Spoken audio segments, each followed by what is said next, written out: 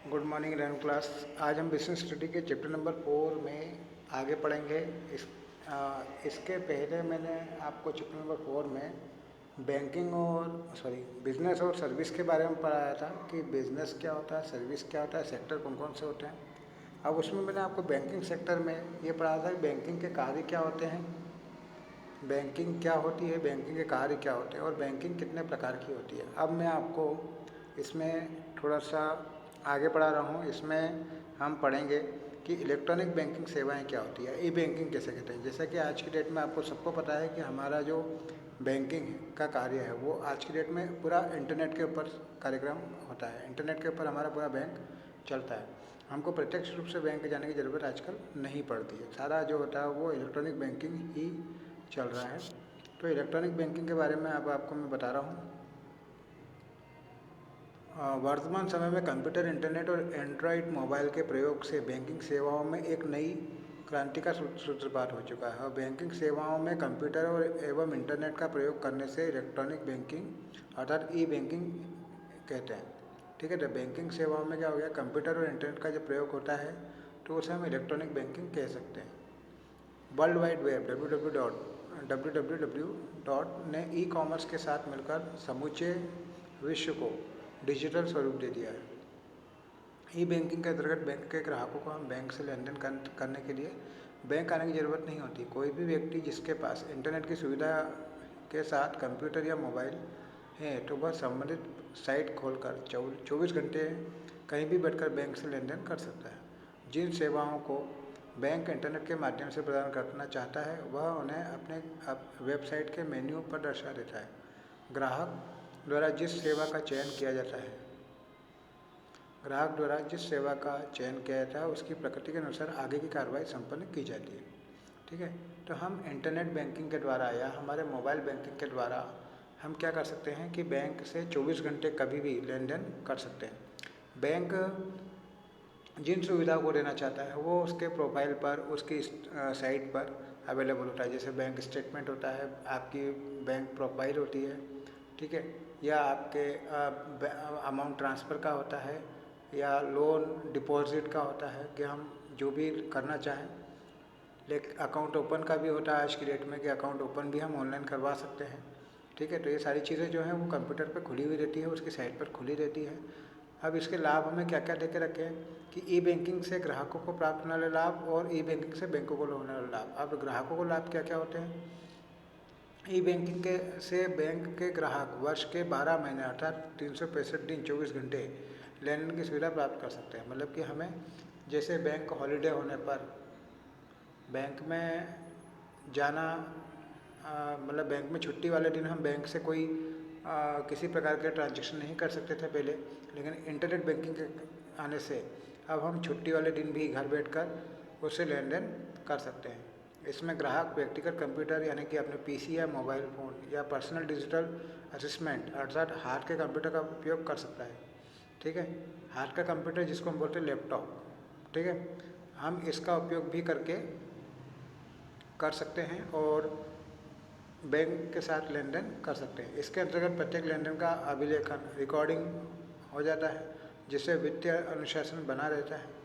तो इसका फ़ायदा ये भी है कि हमारे पास क्या होता है कि जो भी ट्रांजैक्शन होते हैं उसका एक प्रकार का रिकॉर्ड मेल पर या हमारे मोबाइल पर आ जाता है, जिससे हमें वित्तीय अनुशासन बना रहता है। यानी कि इन फ्यूचर हमारे पास वो रिकॉर्ड्स कायम रहते हैं। लेकिन जैसे पहले क्या था कि हम बैंकों में चेक जमा करते थे या जो भी था, ठीक है, तो उसके लिए हमको मैनुअली एक पर्ची मिलती थी और वो मैनुअली पर्ची जो होती है कभी कभी हो सकता था कि हमारे पास से गुम हो जाती थी या फट जाती थी या बारिश में गीली भी हो सकती है। ठीक है, लेकिन अब इंटरनेट बैंकिंग के द्वारा ये सारी चीज़ें जो होती है वो सॉफ्ट कॉपी में हमारे पास मिलती है, जो कि ना तो नष्ट होती है ना कुछ होता है। ई बैंकिंग के माध्यम से ग्राहक अपनी बचत का प्रबंधन, खातों का निरीक्षण, ऋण आदि प्राप्ति के लिए आवेदन, अपने बिल आदि देयकों का भुगतान कर सकता है। तो इंटरनेट बैंकिंग के माध्यम से ग्राहक ये सारी चीज़ें अपना कर सकता है। बचत का प्रबंधन यानी कि म्यूचुअल फंड या किसी प्रकार के शेयर मार्केट में वो पैसा अपने मोबाइल से लगा सकता है, किसी प्रकार के डीमैट अकाउंट खुलवा कर उसमें पैसा लगा सकता है। खातों का निरीक्षण कर सकता है, मतलब कि अपने खाते की जांच कर सकता है कि उसके अकाउंट में कितना पैसा डला हुआ है, कितना उसको ब्याज मिला है। वो सारी चीज़ें जो है वो अपने मोबाइल से कर सकता है। ऋण प्राप्त अगर उसको करना है तो उसका आवेदन वो मोबाइल के द्वारा दे सकता है। ग्राहक लैपटॉप या मोबाइल फ़ोन के माध्यम से कार्यालय पर, घर या यात्रा के दौरान निर्धारित लेन देन को संपन्न कर सकता है। ठीक है, तो मोबाइल या लैपटॉप पर आप अपने ऑफिस से या अपने घर या यात्रा के दौरान, यानी कि जब आप कहीं पर जा रहे हो तो उस समय भी आप लेन देन आराम से कर सकते हो। इसके माध्यम से रोकड़ लाने ले जाने की जोखिम समाप्त हो जाती है। ई बैंकिंग से ग्राहकों की बैंक तक असीमित पहुंच हो जाती है, जिससे उसे संतुष्टि प्राप्त होती है। तो ये तो थे हमारे ग्राहकों को लाभ। अब इससे बैंकों को क्या लाभ हुआ है? तो केंद्रीकृत डेटाबेस की स्थापना से बैंक अपनी शाखाओं के कार्यभार को बहुत कम करने में सफल रहा है। मतलब अब उसको हर जगह शाखा खोलने की आवश्यकता नहीं होती, क्योंकि सारा डॉक्यूमेंट जो है डाटाबेस ही होता है। तो जैसे अगर आपका हेड ऑफिस अगर कहीं और है, अगर आपके जैसे मान लो कि इंदौर शहर में एक मेन ब्रांच है, तो आपको हर जगह इसकी ब्रांच खोलने की ज़रूरत नहीं है। सारा कार्यक्रम जो है आप अपने मोबाइल इंटरनेट पे से चला सकते हो। अपने कस्टमर्स को आप इंटरनेट पे बेहतर सुविधाएं दे सकते हो। ठीक है, तो उससे क्या है कि ब्रांचें हर जगह खोलने की ज़रूरत आपको नहीं पड़ती है। ई बैंकिंग से लेखन सामग्री के उपयोग में बड़ी बचत होती है। यह बचत पर्यावरण सुरक्षा के दृष्टि से भी हितकारी साबित होती है। तो इंटरनेट बैंकिंग के द्वारा हमें किसी प्रकार के लेखा सामग्री यानी कि अकाउंट्स रखने की आवश्यकता अब नहीं होती है, और इससे हमारे पर्यावरण को भी काफ़ी ज़्यादा फायदा हो रहा है, क्योंकि कागज़ का उपयोग हमारे बैंक में अब कम हो गया है। कागज़ का उपयोग कम हो गया है। इवन इससे क्या होता है कि पेड़ पौधे कटना बंद हो जाएंगे, तो यानी कि पर्यावरण को भी बड़ा फायदा इससे पहुँचने लगा है। उसके बाद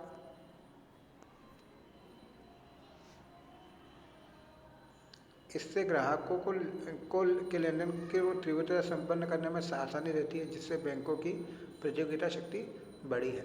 तो ग्राहकों को लेन देन काफ़ी तेज़ी से होता है, मतलब कि ग्राहकों के समय का सदुपयोग होने लगा है। उन्हें लंबी लंबी कतार में खड़े रहने की ज़रूरत नहीं पड़ती है, वो अपने टाइम पर कार्य करवा सकते हैं। तो जिससे क्या हुआ कि जिस बैंक की सर्विस ज़्यादा अच्छी रहती है, ग्राहक वहाँ पर इंटरनेट बैंकिंग के द्वारा काम करना चालू करता है। तो इससे बैंकों की जो प्रतिस्पर्धा है, मतलब कि जो उनमें कंपटीशन है वो भी बढ़ने लगा है। ई बैंकिंग से बैंकों को असीमित क्रियात्मक जाल, अनलिमिटेड नेटवर्क मिलता है, जो कि शाखाओं की संख्या तक सीमित नहीं रहता। तो पहले बैंकों का जहाँ जहाँ ब्रांच होगा वहीं वहीं पर उसका प्रोग्राम होता था, लेकिन अब बैंकों का जो जाल है, यानी कि जो इसकी काम करने की जो लिमिट है, नेटवर्क जो है इसका, वो काफ़ी बढ़ चुका है, क्योंकि इंटरनेट बैंकिंग तो दुनिया के किसी भी कोने से आराम से की जा सकती है। अब आगे हम पढ़ेंगे प्रमुख ई बैंकिंग सुविधाएं। तो वर्तमान समय में बैंकिंग कार्यों के लिए ई बैंकिंग के माध्यम से ग्राहकों को विभिन्न प्रकार की सुविधा दी जा रही है, जैसे electronic fund transfer system EFTS। वर्तमान समय में शासकीय एवं निजी प्रतिष्ठानों में वेतन भुगतान इसी माध्यम से किया जाता है। तो आपने नाम सुना होगा EFTS का। तो ये क्या होता है कि जो शासकीय और निजी कार्यालय होते हैं, जहाँ पर सैलरी जो दी जाती है वो इसी के माध्यम से दी जाती है। कर्मचारियों के खाते में सीधे कोषालय में जोड़ दिए जाते हैं, मतलब कि जो आप सैलरी अकाउंट खुलवाते हैं उसको डायरेक्ट इसमें जोड़ दिया जाता है, और नियोक्ता के खाते से राशि सीधे कर्मचारी के खाते में ट्रांसफ़र कर दी जाती है। नियोक्ता यानी कि जो आपका बॉस होता है, उसके खातों से सीधे आपके अकाउंट्स में उसकी सैलरी आ जाती है। कंपनी या व्यावसायिक उपक्रम के खाते कर्मचारियों के खातों से नेटवर्क के माध्यम से जोड़ दिए जाते हैं। इससे कई प्रकार की असुविधाओं से बचा जा सकता है। वर्तमान समय में शासकीय कर्मचारी के वेतन का भुगतान इसी तकनीक से किया जाता है।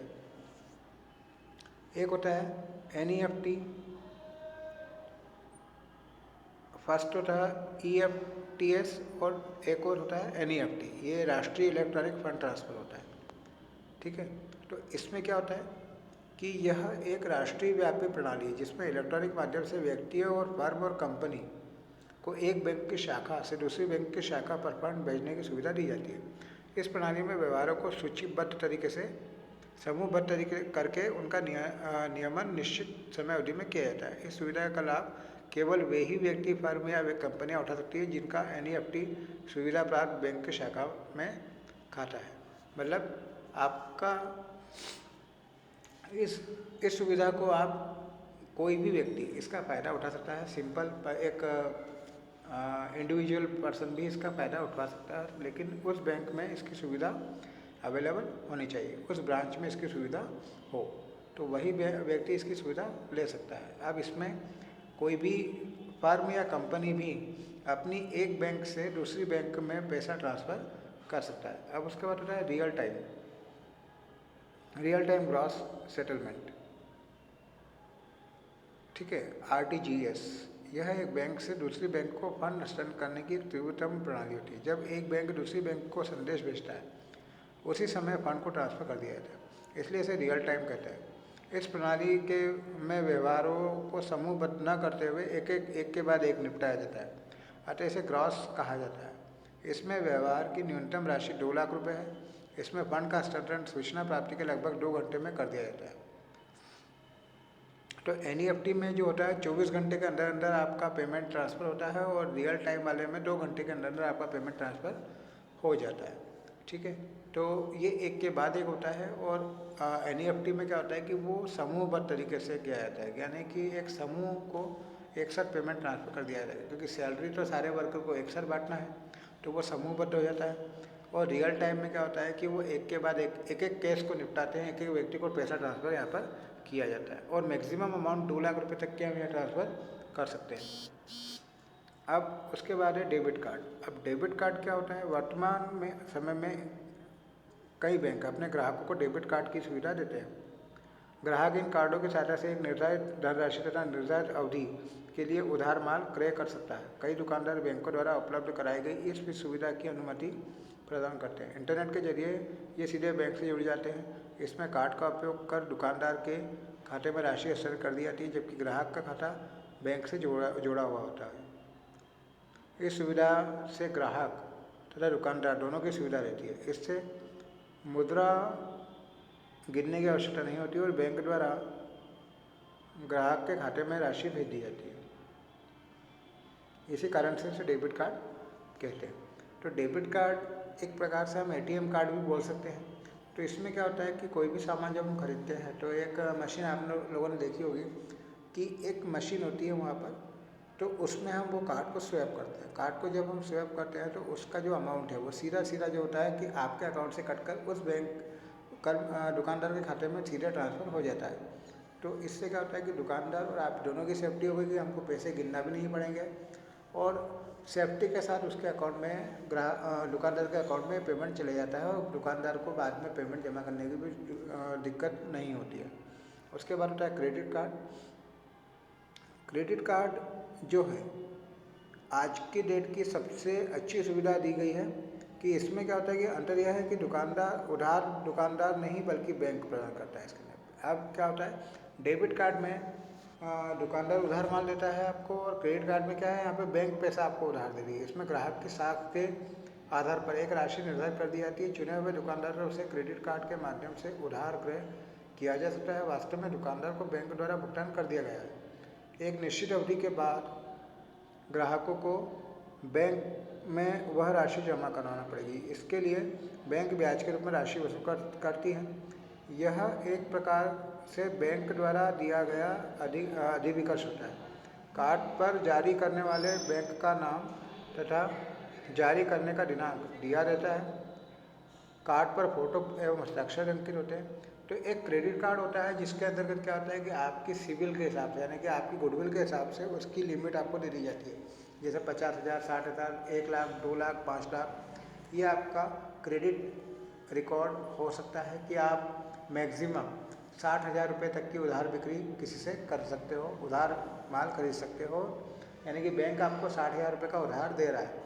अब एक निश्चित समय के अंदर अगर आप बैंक में वो 60,000 रुपये जमा कर देते हो, जैसे कि एट एग्जाम्पल अगर आपने 20,000 रुपये का कोई माल खरीदा है कहीं से, हमने 20,000 रुपये सामने वाले को क्रेडिट कार्ड से पेमेंट कर दिया, तो उस दुकानदार को तो पैसा मिल गया 20,000 रुपये, लेकिन और आपके पास 20,000 रुपये नहीं था, तो आपने क्रेडिट कार्ड का पेमेंट कर दिया है। अब बैंक ने आपको 20,000 रुपये का लोन दिया है, तो बैंक में आपको 40 दिन के अंदर अंदर वो 20,000 रुपये आपको जमा करना है, जो कि बिना ब्याज के आपको जमा करना रहते हैं।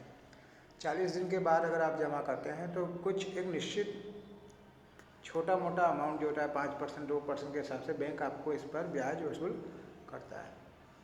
ठीक है। और क्रेडिट कार्ड के ऊपर आपका नाम, बैंक का नाम और उसका डेट दिया रहता है, एक्सपायरी डेट दिया रहता है, आपका फोटो एवं हस्ताक्षर उस पर अंकित होता है।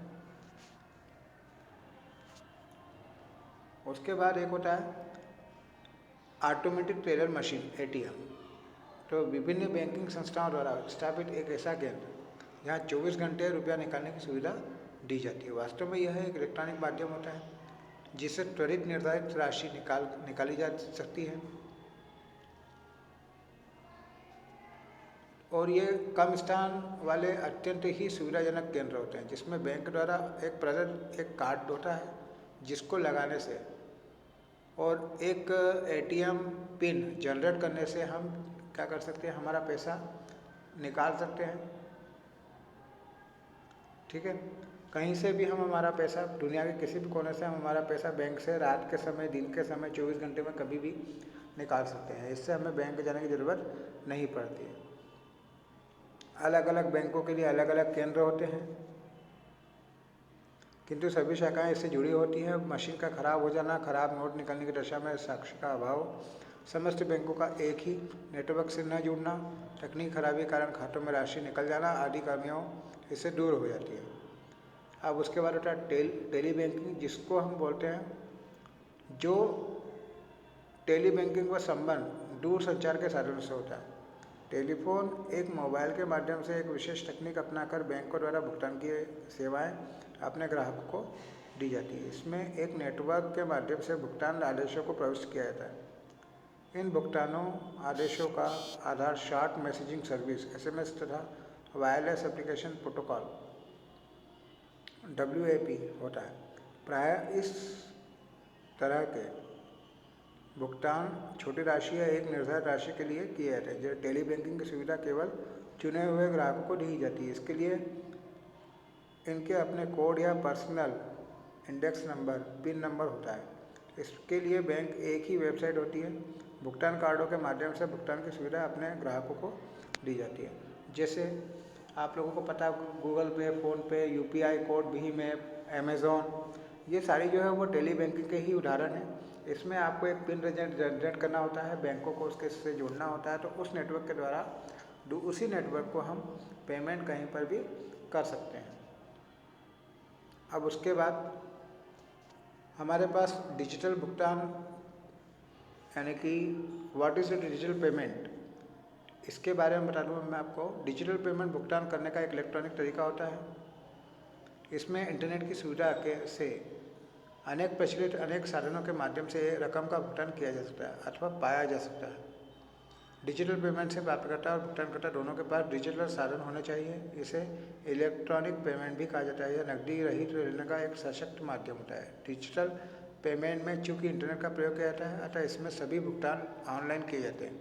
यह भुगतान करने का त्वरित और सरल सुगम उपाय है। डिजिटल पेमेंट की सुविधा ATM और बैंकों की लंबी लंबी कतारों में लगने की आवश्यकता नहीं होती। डिजिटल पेमेंट करने से नकदी के लिए खाते में रुपया निकालना जरूरी नहीं होता है।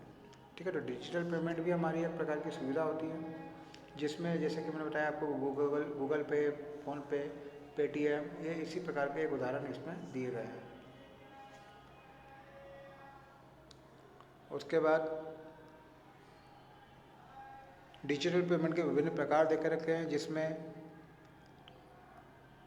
अनफिल्ड पेमेंट, इन्फोसिस यानी कि UPI पेमेंट दिया हुआ है। UPI के जो एक सबसे अच्छा उदाहरण है हमारे यहाँ का, कि UPI में भी हमें क्या होता है कि UPI UPI कोड आपको मिलता है फ़ोनपे, गूगल पे, पेटीएम पर। उसके माध्यम से हम UPI पेमेंट कर सकते हैं, जिसको बोलते हैं यूनिफाइड पेमेंट इंटरफेस UPI। और एक होता है AEPS, यानी कि आधार कार्ड से हम पेमेंट निकाल सकते हैं। ठीक है। उंगली के छाप छोड़कर हम आधार कार्ड से आराम से पैसा निकाल सकते हैं। संयुक्त पूरक सेवा डेटा, संयुक्त पूरक सेवा डाटा डिजिटल पेमेंट के का मोबाइल फ़ोन साधन है। इसमें *99 कोड लगाकर बैंकिंग सेवाओं के लिए प्रयोग किया जाता है, इसलिए इसे *99 बैंकिंग भी कहा जाता है। इसके माध्यम से बैंकिंग सेवाओं का लाभ उठाने के लिए स्मार्टफोन अथवा इंटरनेट कनेक्शन की आवश्यकता नहीं रहती। किसी भी साधारण मोबाइल फ़ोन से इस सुविधा का लाभ उठाया जा सकता है। यह उतना ही सिंपल है जितना मोबाइल में फ़ोन का बैलेंस जानना। इस सुविधा का प्रयोग वित्तीय और गैर वित्तीय कार्यों के लिए किया जाता है। ये एक प्रकार का कोड होता है जिसमें क्या होता है कि ये इससे क्या होता है कि आप अपने व्यवहार की जानकारी बैंक के माध्यम से ले सकते हैं। उसके अलावा cards, credit cards, debit card और प्रीपेड कार्ड्स के बारे में यहाँ दे रखा है आपको। और ई बटुआ भी हमारा एक प्रकार का किसी जिसको हम बोलते हैं वॉलेट, पेटीएम जैसे एक वॉलेट है, तो ये भी हमारा एक प्रकार का लोकप्रिय ऑनलाइन सर्वर है जो इलेक्ट्रॉनिक बैंकिंग का ही माध्यम है। तो ये हमारा बैंकिंग सेक्टर आज ख़त्म होता है। कल से हम इंश्योरेंस सेक्टर पढ़ेंगे इसका, तो आप ये पूरी तरीके से पढ़ लें। और जो भी अगर आपको प्रॉब्लम हो तो आप मेरे यूट्यूब चैनल पे मुझे कमेंट्स कर दें।